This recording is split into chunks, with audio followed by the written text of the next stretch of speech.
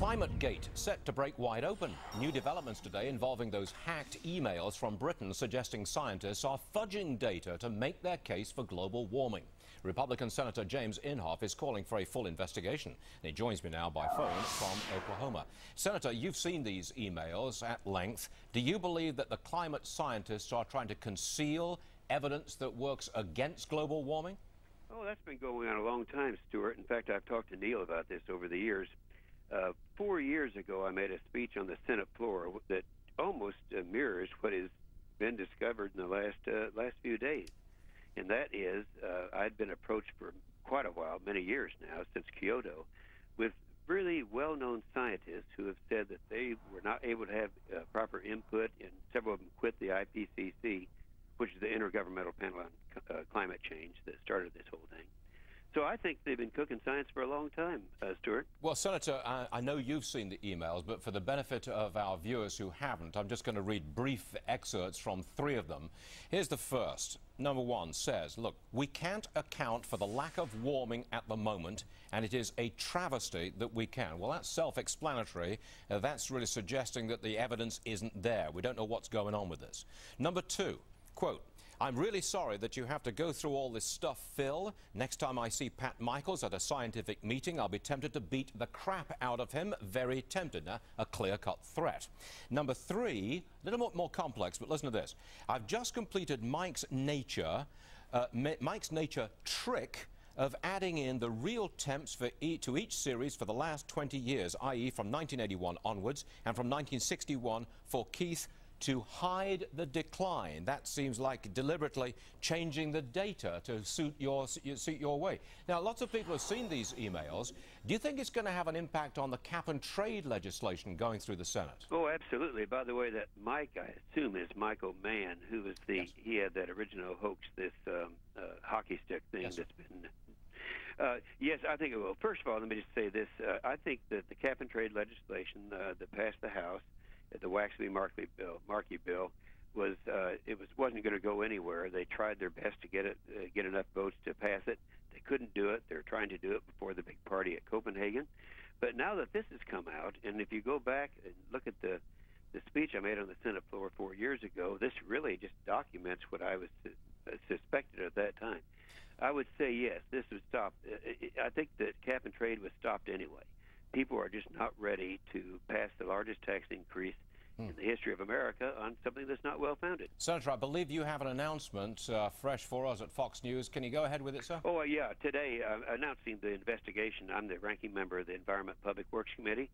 We have sent out letters today to a number of government agencies, to the IGs, as a part of the investigation into the disclosure of emails and so forth. Also, we've sent them to the scientists whose names have appeared on some of the documents that have been revealed the last few days.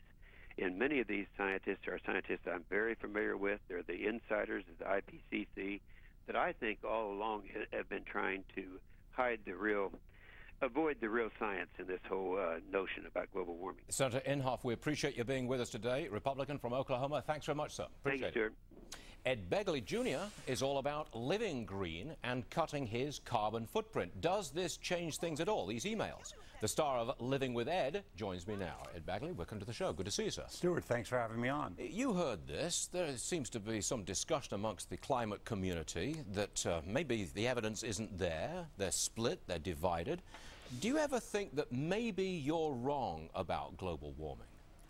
I think the science is very clear in global warming. What these statements are, we'll go down the path and see what happens in peer-reviewed studies. Those are the key words here, Stuart. Peer-reviewed studies. If these scientists have done something wrong, it will be found out and their peers will determine it. I don't think geologists should write papers about being an actor or a newscaster, nor should... don't get your information from me, folks, or any newscaster. Get it from people with PhD after the name. Peer-reviewed studies are the key words. And if it comes out in peer-reviewed studies that there are some cooking the books, that will come out. Well, you know, Senator Inhofe has a list of 700 climate scientists who say this global warming, they've got problems with the whole theory of global warming. I put it to you. There's not 700 climate scientists. There's weathermen and other people in there. There are some climate scientists. The science is not in. It is in. No. Stuart, quit saying that. No, the debate is not over, sir. Peer-reviewed studies. Go to Science Magazine, folks, Nature Magazine. Go to somebody you trust, National Geographic. Don't get it from you or me. Don't get it from Rush Limbaugh or Glenn Beck. Scientists, people with PhD. All right. Weathermen, not weathermen. Listen Science, climate. Listen to this. I had a Princeton professor on my program. What does he have his degree in? Look, he's a physicist. Okay, he's a Princeton professor. I want people who are PhDs in climate science. Who's questioned the whole point. Scientist isn't going to tell you the difference between a quark and a boson. He's not going to tell you that. So there's no question whatsoever. Absolutely no question in your mind. You can be skeptical. Right. The debate is over. Skeptical, but not denial. You guys are over. The debate is over. On global warming, the debate is very clear. It's out there in the scientific community. Read peer-reviewed studies. Peer-reviewed. That's all you need to do. Don't get it from you or me. You live the green life on a day-to-day basis, individually and personally. Fine. I got no problem with that. But why do you have to impose it on me? Impose? Why do you have to impose 30 year on me in Los Angeles? Explain what I'm talking about.